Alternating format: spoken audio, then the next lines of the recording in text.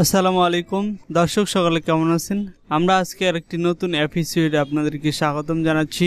বন্ধুরা, আজকে আমি আপনাদেরকে দেখাবো অনলাইনে খারিজের আবেদন করার পর সেই খারিজের বর্তমান কি অবস্থা, অথবা খারিজটি হচ্ছে কিনা, কার কাছ থেকে কার কাছে গেছে, আপডেট কোনো তথ্য আছে কিনা সেই খারিজ সম্পর্কে জানার আপনাদের অনেক কিন্তু কৌতূহল জাগে। বাংলাদেশের সব জায়গাতেই আপনারা নিজেরা খারিজ করেন, অন্যকে খারিজ করতে দেন। সেক্ষেত্রে আপনি ঘরে বসে কিভাবে সেই খারিজটা ট্র্যাকিং করবেন, অর্থাৎ আপনি দেখতে পাবেন বর্তমান সেই নামজারির কি অবস্থা, কোথায় রয়েছে, আবেদন হচ্ছে কিনা এবং সেই আবেদনটি মঞ্জুর হলো কিনা।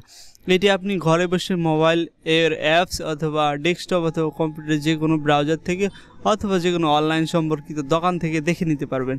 তো সেই সিস্টেমটি আমি সহজে আপনাদেরকে বোঝানোর চেষ্টা করব। অবশ্যই ভিডিওটি স্কিপ না করে শেষ পর্যন্ত দেখার চেষ্টা করব। বন্ধুরা, ভিডিও শুরু করার আগে একটি ছোট্ট রিকোয়েস্ট করে নিচ্ছি, যারা আমার চ্যানেলে এখন পর্যন্ত নতুন দর্শক রয়েছেন অবশ্যই আমার চ্যানেলটি সাবস্ক্রাইব করে পাশে থাকা বেল আইকনটি বাজিয়ে দিয়ে রাখবেন নিত্য নতুন ভিডিও সবার আগে পাওয়ার জন্য। ওকে, দেখতে পাচ্ছেন আমাদের ওয়েবসাইটের নাম। আমরা নতুন করে আবার একটি ওয়েবসাইটে লগ ইন করতেছি। ওয়েবসাইটের নাম ল্যান্ড.গভ.বিডি। এই ওয়েবসাইটটি আমরা স্ক্রলিং করব। সার্চ দেওয়ার সাথে দেখতে পাচ্ছেন ভূমি সেবা, ভূমি তথ্য বাতায়ন, এখানে ক্লিক করে দিবেন। এটি হলো ওয়েবসাইটের প্রথম ফিচার। এখান থেকে আপনি হালকা একটু স্ক্রলিং করে নিচের দিকে আসলে আপনি দেখতে পাবেন অনেক কিছু এখানে রয়েছে।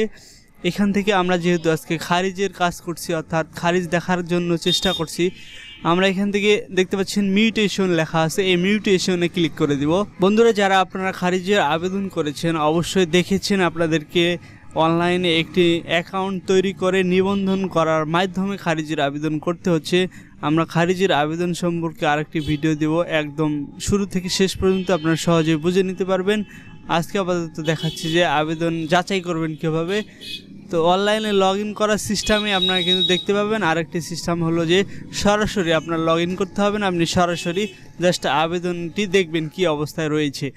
তো আমরা এখানে আসার পর এই যে মিউটেশন ল্যান্ড.গভ.বিডি, এখানে আসার পর আমরা দেখব আবেদনের সর্বশেষ অবস্থা। দেখুন এখানে বিভাগ নির্বাচন করব। আমরা যেই বিভাগ থেকে আবেদন করেছি রংপুর দিয়ে দিলাম। দেওয়ার পর আমরা একটি আবেদন করেছিলাম গত কয়েকদিন হলো, সে আবেদনটির কী অবস্থা সেখান থেকে আমরা আবেদনের নাম্বারটি কালেক্ট করব এবং এনআইডি নাম্বার এবং মোবাইল নাম্বার, এই তিনটি জিনিস যদি আমাদের কাছে থাকে তাহলে কিন্তু আমরা সহজেই আবেদনের বর্তমান কী অবস্থা সেটি দেখতে পাবো। আমরা খারিজের আবেদন করেছিলাম, দেখতে পাচ্ছেন এরকম একটা কাগজ, অথবা মোবাইলে একটি ওটিপি কোড নিয়েছিল, অথবা মোবাইলে একটি মেসেজ এসেছিল আপনার আবেদনের নাম্বার সম্বলিত। এখানে দেখতে পাচ্ছেন এই যে আবেদন নং, একটু নিচে স্ক্রলিং করলে আমাদের এনআইডি নাম্বার এবং মোবাইল নাম্বার দেখতে পাবো। নাম, ছবি, ঠিকানা এবং মোবাইল নাম্বার এবং এনআইডি নাম্বার আমরা সব কিছু দেখতে পাবো। এখান থেকে মোবাইল নাম্বার এবং এনআইডি নাম্বার কালেক্ট করে নেব, অথবা আমাদের নাম্বারই তো আমরা দিয়েছিলাম সেটি আমরা ব্যবহার করব। এখান থেকে নাম্বারটি নেওয়ার পর আমরা আবার জাস্ট অনলাইনে চলে গেলাম। যাওয়ার পর আমাদের যে নাম্বারটি ছিল সেই নাম্বারটি এখানে আবেদন নম্বরে লিখুন। লেখার পর দেখতে পাচ্ছেন এখানে খুঁজুনে ক্লিক করে দেওয়ার পর আমাদের এখানে এনআইডি নাম্বার চাচ্ছে। আমরা এনআইডি নাম্বার এবং যোগ করুন, এখানে এই যে দেখতে পাচ্ছেন এই সংখ্যা সহ এই সংখ্যা যোগ করতে বলছে।